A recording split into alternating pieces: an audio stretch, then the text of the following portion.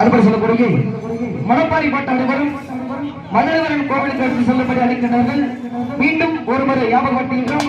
மணப்பாரி பாட்டு அனைவரும் மதுரவரன் கோவிலுக்கு எடுத்து செல்லும்படி ஊரார்கள் கந்தனுக்கு முன்பிருந்த